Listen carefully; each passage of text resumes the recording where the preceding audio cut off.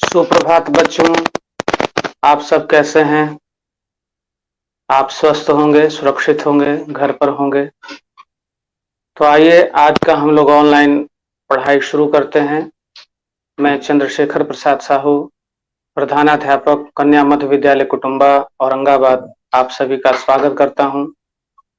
और आज का जो पाठ है वह कल का ही हम लोगों ने जो पाठ पढ़ा था उसका प्रश्न अभ्यास है।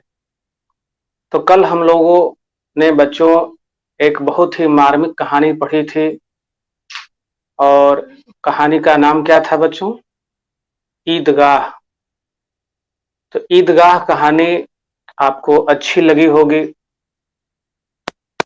बहुत ही मार्मिक कहानी है।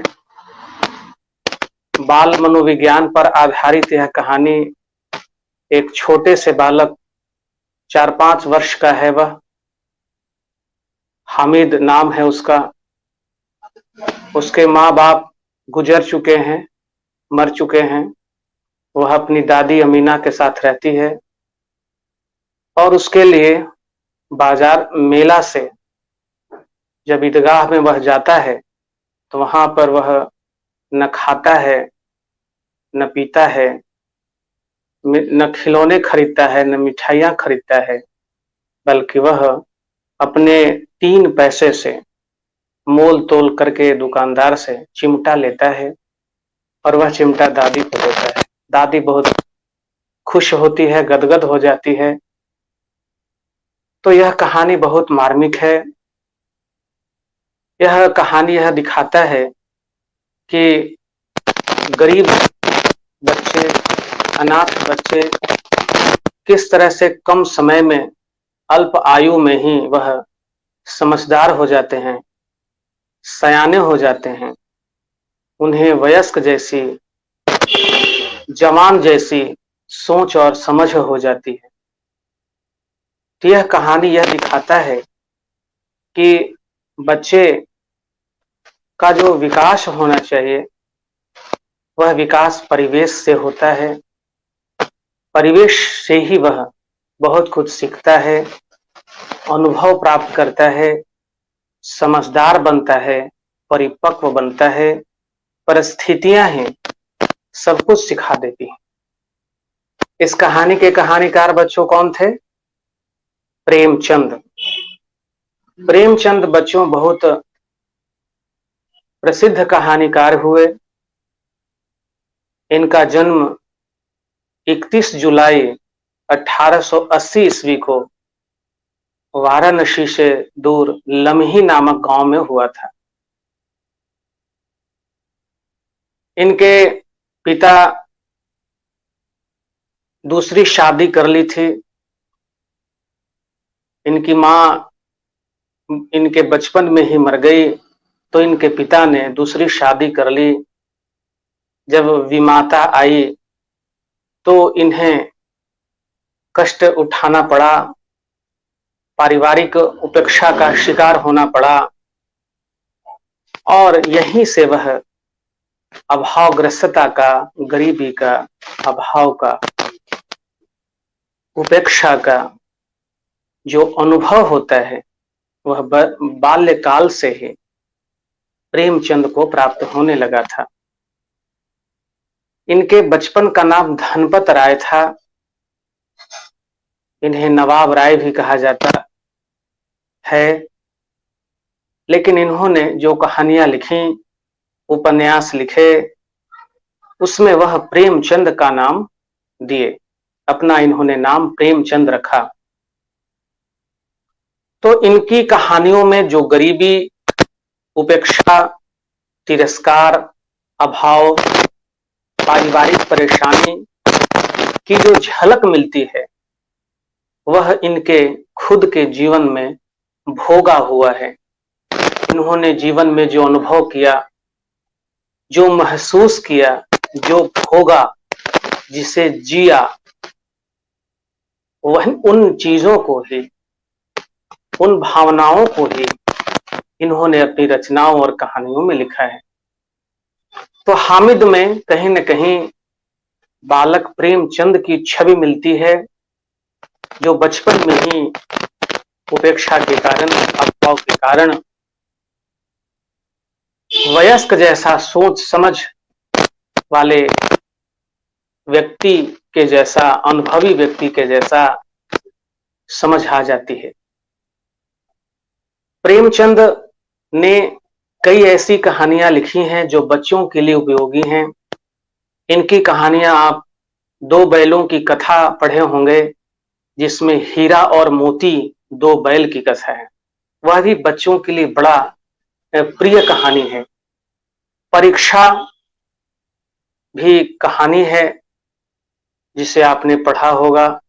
नमक का दरोगा, पंच परमेश्वर, ऐसी कई कहानियां हैं जो बहुत ही चर्चित हैं और पाठ्य पुस्तकों में बच्चों को पढ़ने के लिए संकलित की गई हैं, क्योंकि उनकी कहानियों में सीख मिलती है, नैतिक शिक्षा मिलती है, कर्तव्य बोध मिलता है, कर्तव्य पालन, प्रेम, त्याग, सेवा, सदाचार, यह सब जो नैतिक मूल्य हैं, जो नैतिक शिक्षा है, ये उनकी कहानियों में सहज ही मिल जाता है।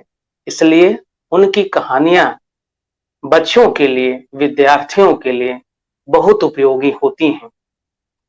यही कारण है कि आपको उनकी कहानी ईदगाह पढ़ने के लिए आपके पाठ्य पुस्तक में रखा गया है। ईदगाह बाल मनोविज्ञान पर आधारित है। कैसे बच्चा अपने परिवार के प्रति, परिवार के सदस्य के प्रति सहानुभूति रखता है, स्नेह रखता है, ख्याल रखता है, कहानी में देखने को मिलता है। तो बच्चों, यह कहानी आपके लिए बहुत उपयोगी है। आइए अब हम लोग इसका प्रश्न अभ्यास करते हैं। कल हम लोगों ने इस कहानी को पढ़ा था, प्रेमचंद। इस पुस्तक में प्रेमचंद की तस्वीर नहीं है, प्रेमचंद की तस्वीर रहनी चाहिए थी। तो देखिए, मैंने आपके लिए प्रेमचंद की तस्वीर बनवाई है। तो ये प्रेमचंद हैं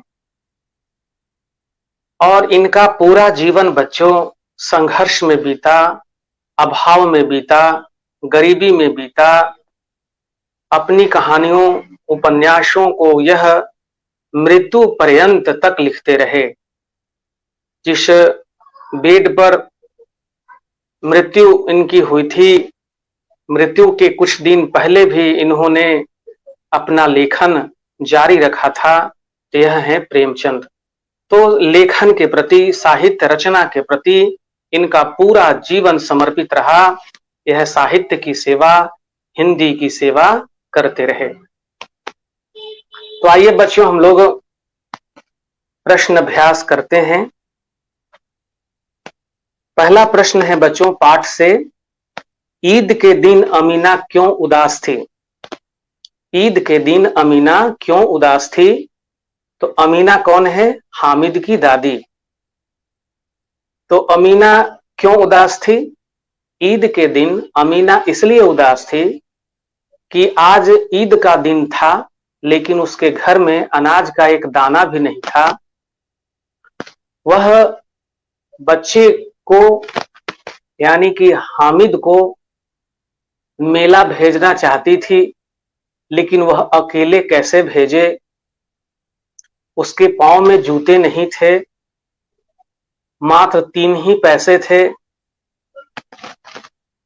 वह अकेले कैसे जाएगा, पैदल कैसे जाएगा? कोई उसे गोद लेने वाला भी नहीं है। तो यह सब चिंता से वह उदास थी। उसके घर में कोई खुशियां नहीं थी, हालांकि ईद का दिन था, लेकिन जो परिवार में आर्थिक समस्या थी, गरीबी की अवस्था थी, इसलिए वह दुखी थी, उदास थी। अगला प्रश्न है बच्चों, हामिद मिठाई या खिलौना के बदले चिमटा पसंद करता है, क्यों? हामिद मिठाई या खिलौना के बदले चिमटा पसंद करता है, क्यों? तो हामिद मिठाई भी पसंद नहीं करता, खिलौना भी पसंद नहीं करता, वह चिमटा पसंद करता है, क्योंकि वह खिलौना इसलिए नहीं लेना चाहता क्योंकि वो समझदार हो चुका है। उसे ये समझ थी कि खिलौना जो है मिट्टी के बने हुए हैं, यह जल्दी ही टूट फूट जाएंगे, इनका रंग जो है खराब हो जाएगा, तो इसे लेने से क्या फायदा। मिठाइयों की दुकान पर जाता है तो मात्र 3 पैसे हैं उसके पास, वह क्या खरीदे क्या खाए यह सोचता विचारता रह जाता है। और जब वह चिमटे की दुकान पर जाता है, लोहे की दुकान पर जाता है, तो वहां वह चिमटा देखता है तो उसकी दादी याद आ जाती है कि उसकी दादी जब रोटी पकाती है, तवा से रोटी उतारती है तो चिमटा नहीं है, इसलिए वह हाथ से ही उतारती है, तो उसके हाथ जल जाते हैं। तो चिमटा को जैसे ही देखता है, दादी का हाथ जलना उसे याद आने लगता है और वह यह तय करता है, सोचता है कि वह चिमटा खरीद कर अगर दादी को देगा तो दादी खुश होगी, अब उसके हाथ नहीं जलेंगे। इस बात से वह बहुत प्रसन्न हो जाता है कि दादी के लिए मैं चिमटा ले जाऊंगा तो दादी के हाथ भी नहीं जलेंगे और दादी बहुत खुश होगी। तो यह मनोदशा है बालक हामिद की, और दादी की याद में, दादी की सेवा के लिहाज से वह चिमटा खरीद लेता है। वह न तो खिलौना खरीदता है और न मिठाइयां खरीदता है। अगला प्रश्न है बच्चों, मेला जाने से पहले हामिद दादी से क्या कहता है? मेला जाने से पहले हामिद दादी से क्या कहता है? वह कहता है कि तुम डरना नहीं, मैं सबसे पहले आऊंगा, बिल्कुल न डरना। हामिद अपनी दादी को समझाता है कि तुम डरना नहीं, बिल्कुल नहीं डरना, मैं पहले आ जाऊंगा। क्योंकि दादी को यह चिंता थी कि हामिद अकेला बालक, छोटा बालक पैदल कैसे जाएगा, अकेले कैसे जाएगा, अगर कहीं मेले में खो गया तो मैं क्या करूंगी। तो हामिद अपनी दादी की चिंता समझ लेता है। दादी उसे बताती नहीं है, लेकिन दादी के मुखाकृति से, दादी के हाव भाव से, दादी के चेहरे से हामिद समझ जाता है कि दादी हमें मेले जाने को लेकर चिंतित है कि यह कहीं खो जाएगा तो, भूल जाएगा तो। इसलिए वह दादी को कहता है, उनकी चिंता को दूर करता है कि तुम डरना नहीं, तुम मत डरो, मैं सबसे पहले आऊंगा, बिल्कुल न डरना। तो यह बालक में परिपक्वता की अवस्था को दिखाता है कि छोटा सा बालक भी अपने दादी की मनोभावों को समझती है, चिंता को समझता है, उनके जो परेशानियां थी उसको हामिद समझता है। अगला प्रश्न है बच्चों, मेले में चिमटा खरीदने से पहले हामिद के मन में कौन कौन से विचार आए, वर्णन कीजिए। मेले में चिमटा खरीदने से पहले हामिद के मन में कई तरह के विचार आए। वह खिलौनों की दुकान पर गया तो उसे महसूस हुआ कि यह खिलौना मिट्टी के बने हुए हैं, यह टूट जाएंगे, जरा सा पानी पड़ते ही इनका रंग खराब हो जाएगा, इसे लेने से क्या फायदा। मिठाइयों की दुकान पर जाता है तो वहां वह 3 पैसे मात्र हैं, वह क्या खाए क्या पिए क्या खरीदे यह भी नहीं समझ पाता है। लेकिन जब वह बच्चों को खिलौना खरीदते हुए, मिठाई खाते हुए देखता है, लेकिन तो उसका मन ललच जाता है। लेकिन उसके पास तो 3 ही पैसे थे, तो पैसे की कमी के कारण न तो वह खिलौना खरीद पाता है और न मिठाई खा पाता है। लेकिन इसके बाद जैसे ही वह लोहे की दुकान के समीप जाता है, वहां वह देखता है कि चिमटा भी है। चिमटा जब देखता है तो उसके दादी के बारे में ख्याल आता है कि दादी जब रोटी पकाती है तो तवा से रोटी तवा उतारते समय उसके हाथ जल जाते हैं, क्योंकि उस चिमटा नहीं है। तो अगर वह चिमटा खरीद ले और दादी को दे दे तो दादी के रोटी बनाते समय हाथ भी नहीं जलेंगे और वह खुश भी होगी, दुआएं भी देंगी और सब लोग चर्चा करेंगे कि हामिद कितना अच्छा बालक है। मोहल्ले में चर्चा होगी कि हामिद अपने दादी के लिए चिमटा खरीद कर लाया है। लोग उसको दुआएं देंगे, आशीर्वाद देंगे और जो दुआएं होती हैं वह तो सीधे अल्लाह के दरबार में पहुंचती हैं। तो इन्हीं सब बातों को सोचता हुआ, विचार करता हुआ वह चिमटा खरीद लेता है। अगला प्रश्न है बच्चों, हामिद ने चिमटे को किन किन रूपों में उपयोग करने की बात कही है? चिमटा को जब खरीद लिया तो वह अपने साथियों के साथ आया तो लोगों ने कहा, बच्चों ने कहा कि तुमको और कोई चीज नहीं मिली, चिमटा खरीद लाया, कैसे बेवकूफ हो तुम। तो वह चिमटे के बारे में बताता है कि इसे आप चिमटा कह रहे हैं, यह चिमटा नहीं है, ये कांधे पर रख लो तो बंदूक है। वह कहता है कि इसे हम खंजरी बजाने का भी काम ले सकते हैं। मेरा जो चिमटा है वह बहादुर शेर है, वह चाहेगा तो एक ही बार में तुम्हारे सभी खिलौनों को चित कर सकता है। तो इस तरह से चिमटे की खूबियां, चिमटे की विशेषता बच्चों के सामने हामिद कहकर अपना रंग जमा लेता है। तो इस तरह से वह चिमटे के बारे में बताता है बच्चों को और उसकी विशेषता के बारे में बताता है। अगला प्रश्न है बच्चों कि हामिद ईदगाह कहानी आपको कैसी लगती है, इसकी मुख्य विशेषता बताइए। ईदगाह कहानी आपको कैसी लगती है, इसकी मुख्य विशेषता बताइए।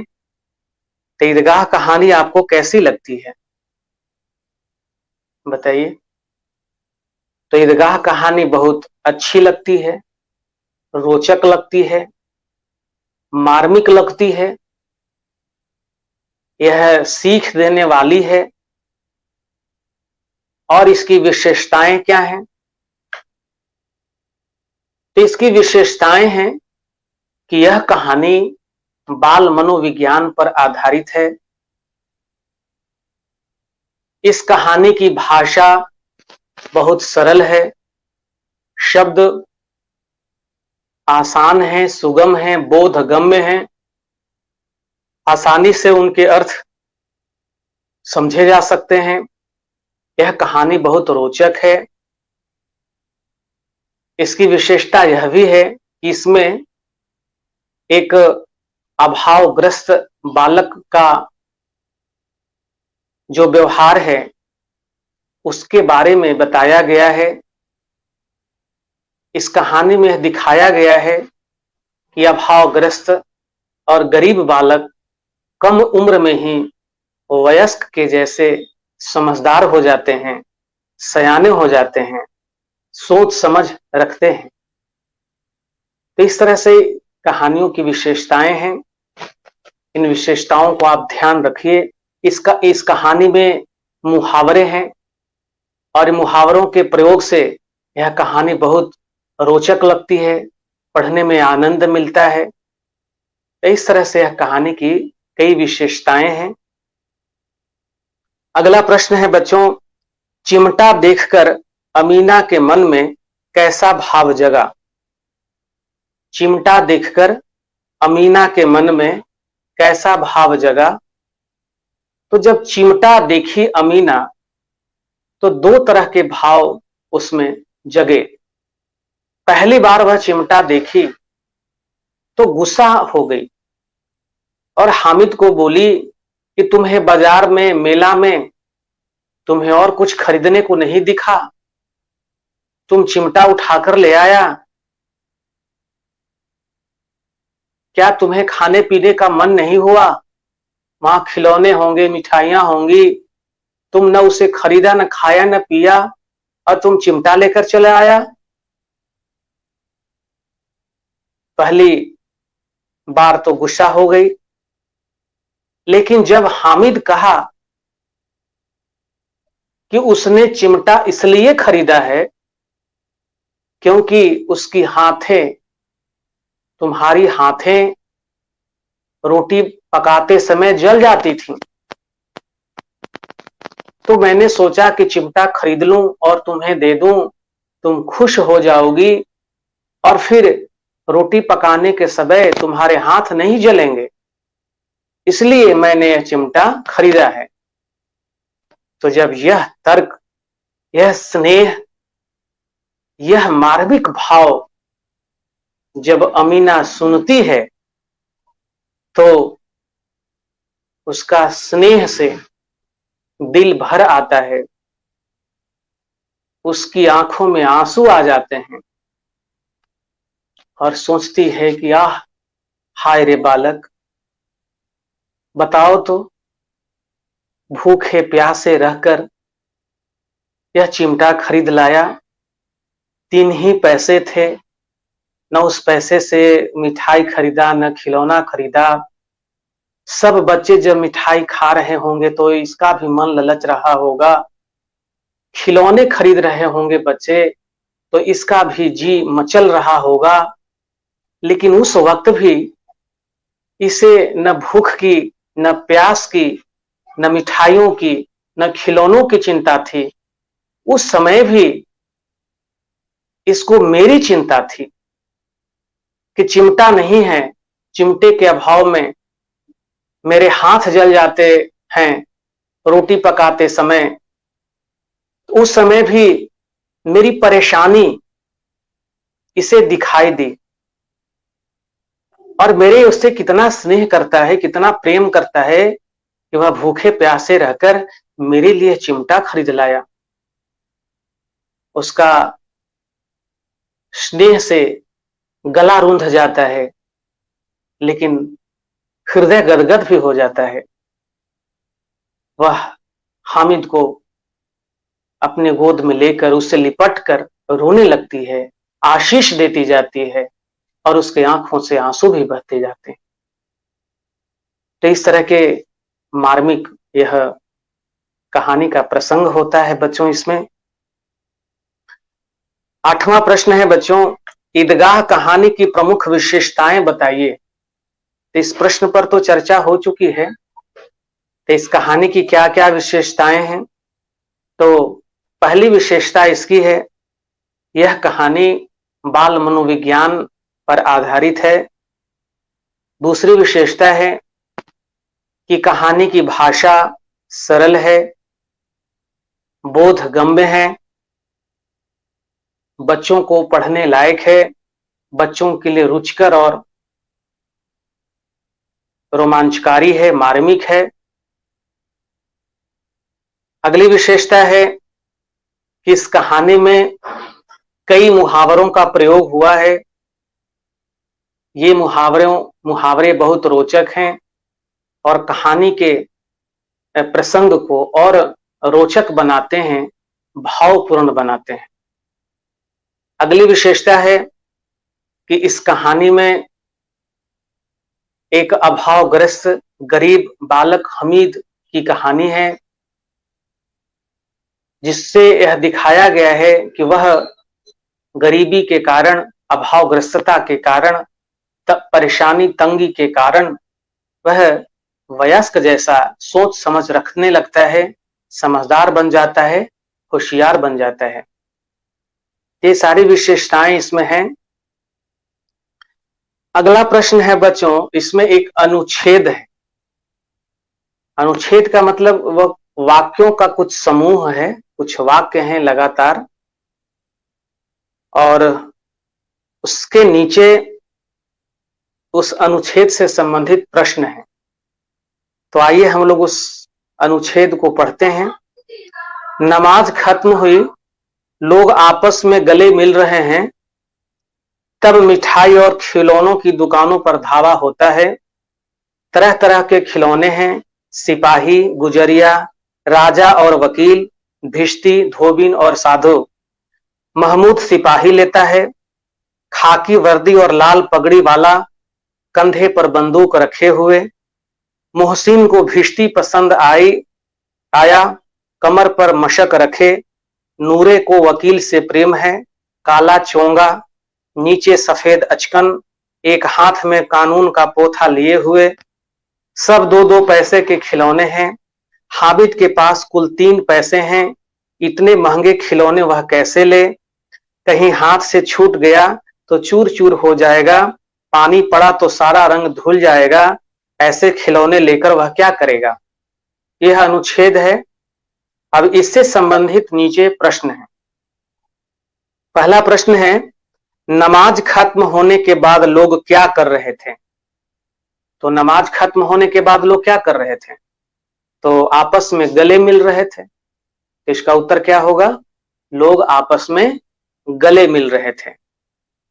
अगला प्रश्न है, दुकानों में किस किस तरह के खिलौने थे? तो दुकानों में सिपाही का खिलौना था, गुजरिया था, राजा था, वकील था, भिश्ती था, धोबिन थी, साधु था। यह सब के खिलौने बने हुए थे। अगला प्रश्न है, वे खिलौने किस चीज के बने थे? तो वे खिलौने मिट्टी के बने हुए थे। अगला प्रश्न है, महमूद, मोहसिन और नूरे ने कौन कौन से खिलौने खरीदे? तो महमूद सिपाही लेता है और मोहसिन भिश्ती खरीदता है और नूरे वकील खरीदता है, जो खिलौना का है।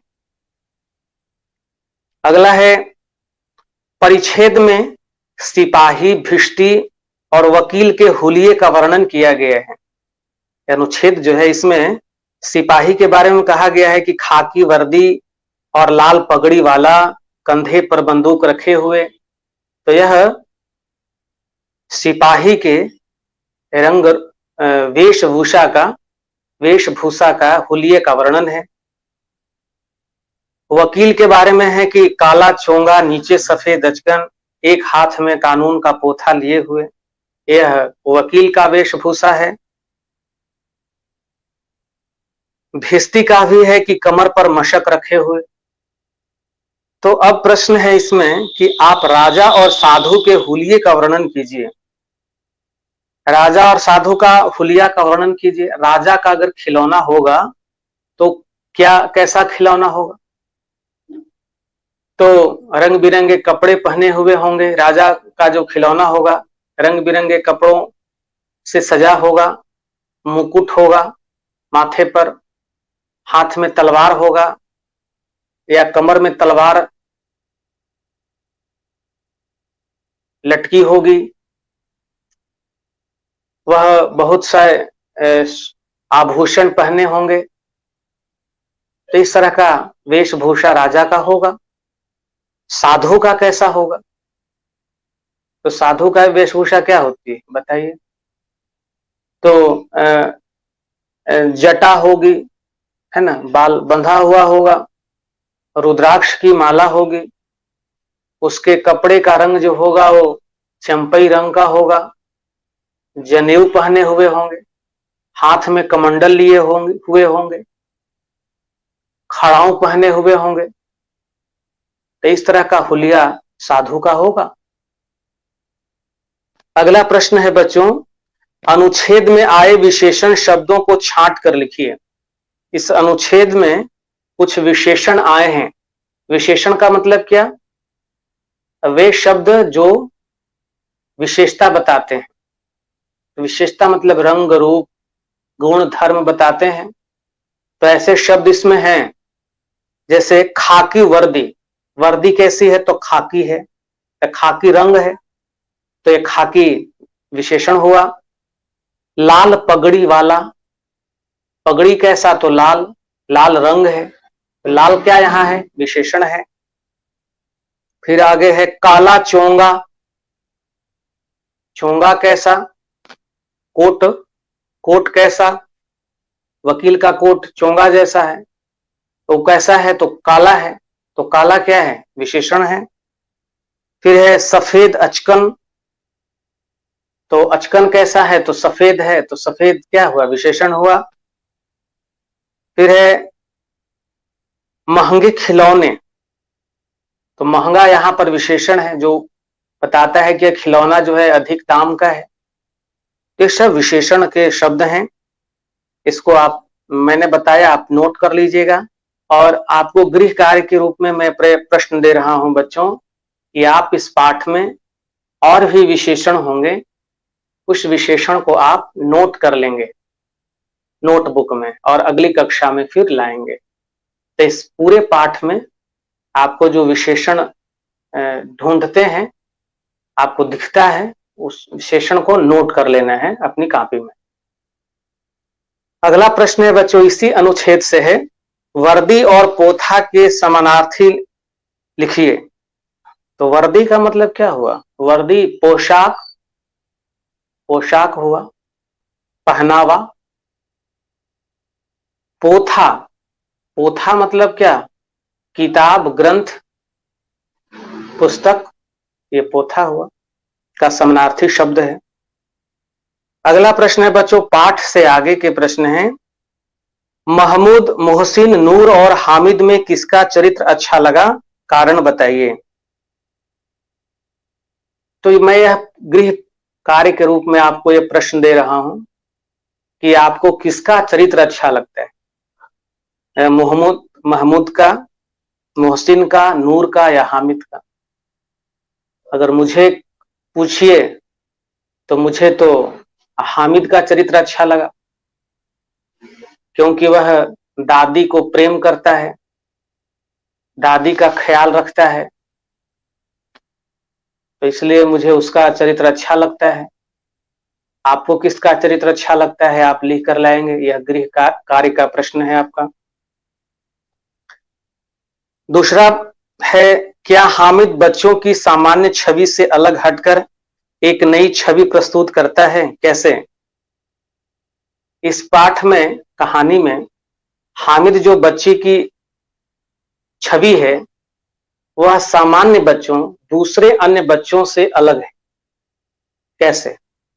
तो अलग है क्योंकि सामान्य बच्चे भी मोहसिन हैं, महमूद है, नूरे है, यह सब भी सामान्य बच्चे हैं। लेकिन हम लोग ये देखते हैं कि ये बच्चे जो हैं वो मिठाइयां खाते हैं, मिठाइयां खरीदते हैं, खिलौने खरीदते हैं, लेकिन इन्हें, इन बच्चों में खिलौने के प्रति मोह है, मिठाइयों के प्रति आकर्षण है। खिलौनों को खरीदते समय उसके मजबूती पर कोई ध्यान नहीं देते हैं, खिलौने खरीद लेते हैं। लेकिन हामिद इन सबसे अलग है, क्योंकि वह देखता है कि ये जो खिलौने हैं ये अगर हाथ से जरा से छूटे नहीं कि टूट गए, फूट गए, इस पर पानी पड़ा नहीं कि इसका रंग धुल गया, तो ऐसी चीजों को खरीदने से क्या लाभ। तो उसमें सोच है, उसमें समझ है। मिठाइयों की दुकान पर जाता है, वह भी सोच देखता है कि इतने कम पैसे में मैं क्या खाऊं। लेकिन वह जब चिमटा देखता है लोहे की दुकान पर, तो उसे दादी की याद आती है, दादी का ख्याल आता है कि उसके हाथ रोटी पकाते समय जल जाते हैं चिमटे नहीं होने के कारण। तो चिमटा खरीदने का मन बनाता है और चिमटा खरीद भी लेता है और दादी को जाकर उपहार भी देता है। तो ये है ना हामिद अलग। इन विशेषताओं से, इन गुणों से, इन प्रसंगों से हामिद अलग हो जाता है, उसकी छवि अलग हो जाती। उसकी छवि जो है एक समझदार की है, होशियार की है, अपने दादी का ख्याल रखने वाला जैसा उसकी छवि है। वह पैसे को आलतू फालतू में खर्च नहीं करना चाहता है। तो इस मामले में हामिद सामान्य बच्चों से अलग छवि वाला हो जाता है। अगला प्रश्न है बच्चों, चुनौती बच्चे को परिपक्व बना देती है, इस उक्ति की व्याख्या कीजिए। चुनौती बच्चे को परिपक्व बना देती है। आप इसको गृह कार्य के रूप में नोट कर लीजिए कि चुनौती बच्चे को परिपक्व बना देती है, इसके बारे में आपको लिखना है, बताना है। मैं कुछ सहायता करता हूं आपकी। चुनौती बच्चे को परिपक्व बना देती है। गरीबी में, अभावग्रस्तता में बच्चे कम उम्र में ही समझदार हो जाते हैं, होशियार हो जाते हैं, उनमें समझ आ जाती है और यह समझ परिस्थिति बनाती है, चुनौती बनाती है। अगर हामिद के पास 3 से ज्यादा पैसे होते तो वह खिलौने भी हो सकता है कि खरीद ले, मिठाई भी खा लेता और चिमटा भी खरीद लेता, लेकिन उसके पास मात्र 3 पैसे हैं। वह यह देखता है कि 3 पैसे को हम कहां खर्च करें, सबसे सही, सबसे उचित क्या होगा खरीदना, खिलौना, मिठाई या चिमटा। तो उसके पास समय ने, परिस्थिति ने उसे समझदार बना दिया है। वह उन 3 पैसों में वह चिमटा ही खरीदना चाहता है, क्योंकि चिमटा मजबूत है, घर के कामों में उपयोगी है, उससे दादी को लाभ होगा, दादी का हाथ नहीं जलेगा, दादी उसे आशीर्वाद देगी। तो ये जो होशियारी है ना, ये जो समझदारी है ना, यह परिस्थिति से आई है।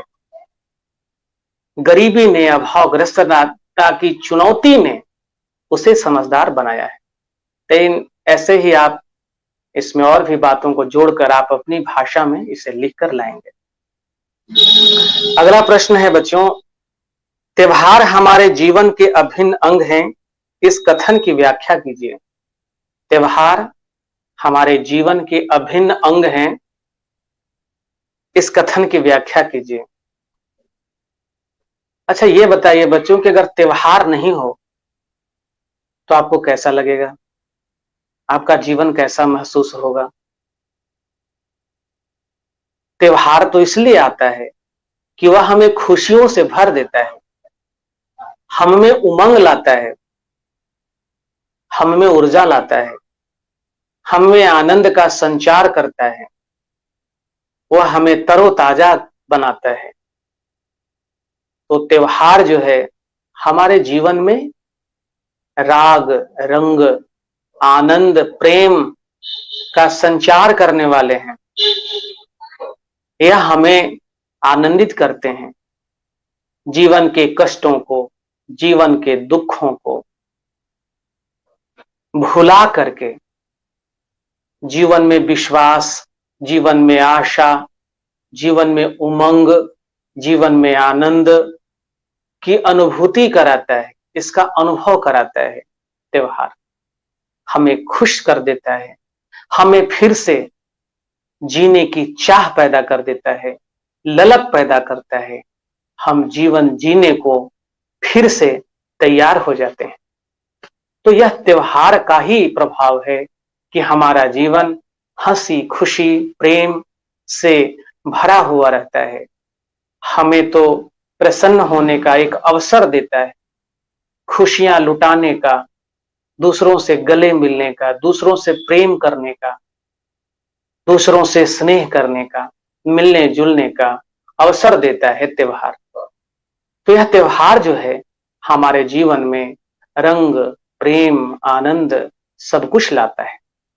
इसलिए हमारा जीवन का ये अभिन्न अंग है।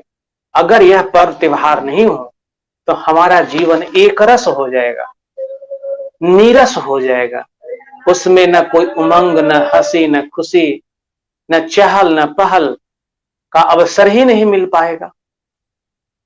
तो इसलिए पर्व त्योहार जो हैं वो हमारे जीवन के अभिन्न हिस्से हैं, वो हमारे जीवन के लिए जरूरी भाग हैं। अगला प्रश्न है बच्चों, मुहावरे हैं, इनका प्रयोग करना है वाक्य में। पहला मुहावरा है बच्चों, रंग जमाना। तो रंग जमाना का अर्थ होता है प्रभाव डालना, प्रभावित करना। दूसरा है मुहावरा गदगद होना। तो गदगद होना का मतलब क्या? बहुत प्रसन्न होना, खुश होना। भेंट चढ़ना, भेंट चढ़ना का मतलब प्राण देना, प्राण गंवाना। बाल बांका न होना, ये मुहावरा है। तो इसका क्या है? बाल बांका न होना मतलब जरा सा भी नुकसान नहीं होना, जरा सा भी हानि नहीं होना। पैरों में पर लगना, पैरों में पर लगने का मतलब है बहुत तेजी से चलना, दौड़ते हुए चलना। अगला है कुबेर का धन मिल जाना। तो कुबेर का धन मिल जाना का मतलब हुआ कि बहुत सा संपत्ति होना, बहुत सा दौलत होना, धन होना। तो आइए इनका हम लोग वाक्य में प्रयोग करते हैं। ये देखिए, मुहावरों का वाक्यों में प्रयोग कीजिए। रंग जमाना, तो रंग जमाना का क्या हुआ? प्रभावित करना। इसका वाक्य क्या लिख सकते हैं? चिमटा खरीद कर हामिद सबों पर रंग जमा लिया। चिमटा खरीद कर हामिद सबों पर रंग जमा लिया, ने चिमटा खरीद कर सबको प्रभावित कर दिया। दूसरा है मुहावरा गदगद होना। तो गदगद होना का क्या मतलब? बहुत प्रसन्न होना। तो बहुत प्रसन्न होना मतलब इसका वाक्य बनाइए, अमीना का हृदय गदगद हो गया। अमीना का हृदय गदगद हो गया। तीसरा है भेंट चढ़ना। भेंट चढ़ना का मतलब प्राण गंवाना, प्राण देना। तो हामिद के पिता हैजे की भेंट चढ़ गए। हामिद के पिता हैजे की भेंट चढ़ गए। अगला है बाल बांका न होना। बाल बांका न होना का मतलब जरा भी नुकसान नहीं होना। तो इसका वाक्य क्या बन सकता है? सभी खिलौने मिलकर चिमटा का बाल बांका नहीं कर सकते। सभी खिलौने मिलकर चिमटा का बाल बांका नहीं कर सकते, मतलब कि सभी खिलौने मिलकर चिमटा का जरा सा भी नुकसान नहीं कर सकते। अगला है पैर में पर लगना। तो पैर में पर लगना मतलब तेजी से चलना। हामिद के पैरों में पर लग गए। हामिद के पैरों में पर लग गए। अगला है कुबेर का धन मिल जाना। कुबेर का धन मिल जाना मतलब बहुत सा पैसा होना। तो बच्चों को जैसे कुबेर का धन मिल गया था। बच्चों को जैसे कुबेर का धन मिल गया था। तो इस तरह से बच्चों मुहावरे हैं। अगला है गतिविधि, मेले में आपने क्या क्या देखा उसका चित्र बनाइए। मेले में आपने क्या क्या देखा उसका चित्र बनाइए। खिलौना, मिठाई, नमाज अदा करने का दृश्य, सबका गले मिलना, बच्चों का मिठाई खाना, बच्चों का खिलौना खरीदना, इसका चित्र बना सकते हैं। अपने शिक्षक से रमजान के बारे में जानकारी प्राप्त कीजिए। रमजान के बारे में तो मुस्लिम भाइयों का एक त्योहार है ईद।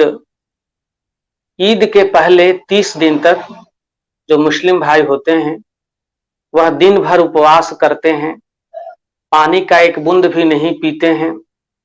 सुबह से लेकर शाम तक बिना पानी का एक बूंद लिए, बिना कुछ खाए पिए उपवास रहते हैं और शाम को फिर यह खाते हैं, खाते पीते हैं।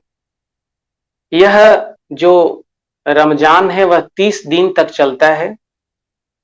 इसे बहुत पवित्र माना जाता है।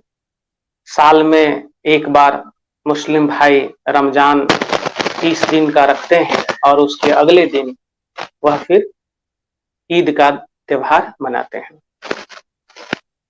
ईद और मुहर्रम में क्या अंतर है, अपने शिक्षक से समझिए। ईद जो है बच्चों, खुशियों का दिन होता है मुस्लिम भाइयों के लिए। इस दिन वह बहुत खुश होते हैं, आनंदित होते हैं, सबसे गले मिलते हैं, मिठाइयाँ खाते हैं, खिलाते हैं। सेवैयाँ उनके यहाँ बनती है, तरह तरह के पकवान व्यंजन बनते हैं और हिंदू मुस्लिम सभी लोग मिलजुल कर ईद में एक दूसरे को बधाई देते हैं, गले मिलते हैं। तो ईद का जो त्योहार होता है बहुत खुशी का त्योहार होता है। लेकिन मुहर्रम का जो त्योहार होता है वह गम का त्योहार होता है।